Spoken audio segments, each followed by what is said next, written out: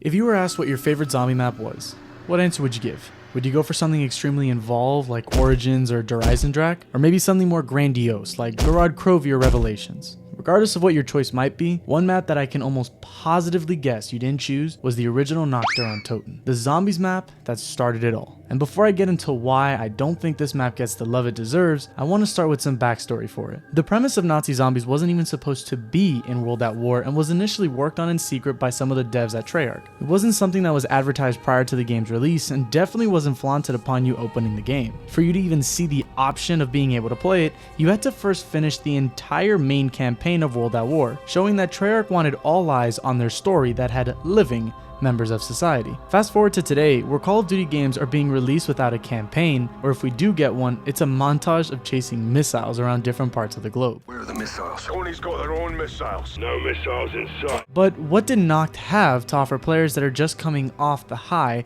of finishing the World at War campaign? Honestly, not a lot. Yes, I know that this video is me trying to give Nacht some more credit than it gets given normally, but it has to be said, there isn't a lot here. A few rooms, some wall guns, a mysterious cabinet, and a mystery box.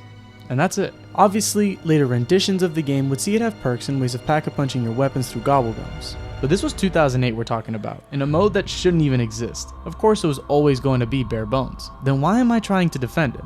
Well, not because of its legacy or impact on the zombie genre as a whole, because I think that the overall Call of Duty Zombies community does a fantastic job of doing that part specifically already. I mean to defend this map solely on what it brought to the table. And to do that, I think I might need to get a little bit creative. Every time I watch this starting screen for Nacht, it gives me chills. The stillness of it, the sense of unease, the blurry vision from a man on the brink of death, as multiple silhouettes appear in the background, slowly approaching, until one of them dashes into the camera, panning the screen to black and revealing Nazi zombies. What a fantastic start. This is already so much more effort than any map we got from Vanguard or Advanced Warfare. Then you get thrusted into the start of the game and you can hear someone blatantly laughing at you. Almost as if God himself is watching your own personal hell from the very beginning. And I think that's what's so good about Nacht Der Untoten, and really all of the World at War maps. They all had so many personal touches that really helped sell the mood that they were going for. There are so many to speak of, but I'm gonna rattle off a few of my personal favorites. First, you have the way zombies just scream at you from anywhere on the map, which never fails to make me jump to the edge of my seat in anticipation. A more well-known one is the plea for help that's written on the door immediately in the spawn room, and you also have the red barrels around the outside of the map which you can blow up and use against the infinite zombie horde.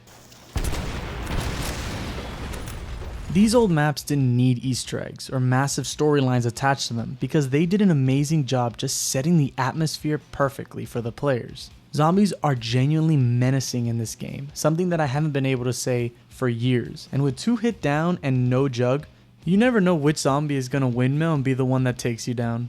It's not unpopular to say that most players are either trainers or campers when they play zombies, but Nacht genuinely makes you do both. With not a lot of great training space and only 1 or 2 good camping spots on the map, players are constantly needing to adapt their strategy to find a way out of whatever situation they find themselves in.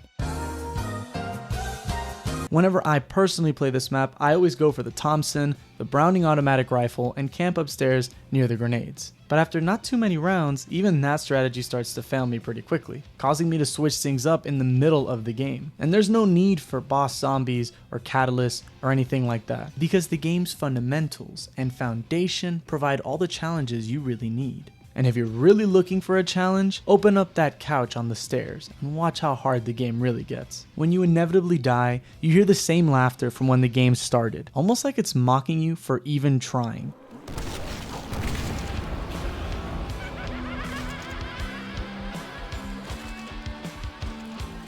Knowing that you were always going to get to this point. And without any input from the player, the game starts once again with that same laugh right in your face.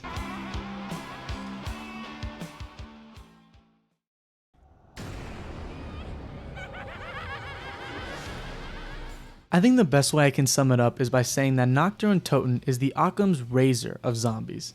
I'm sure you're all aware of Occam's razor, the principle that states that the easiest solution to a problem is most likely the best one.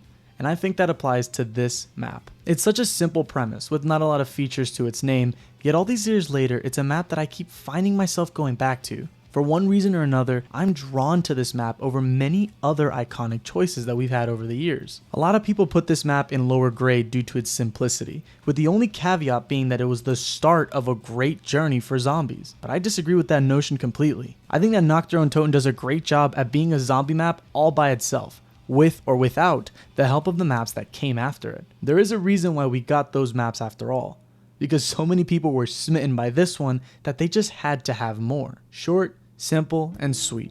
Kinda like this video. Let me know in the comments below what your favorite map is, and what map, if any, would you like for me to talk about next. I recently fell back in love with COD Zombies once again, and I cannot wait to show you guys some of the things that I've been working on. So if you're hyped for that, please stay tuned and make sure you like this video. Subscribe to the channel as it means the absolute world to me if you do, and ring that notification bell to be notified of when I upload. I hope you all have a wonderful day, and may your zombie runs be long and successful. With that being said, I've been Will, and I'll see you all next time.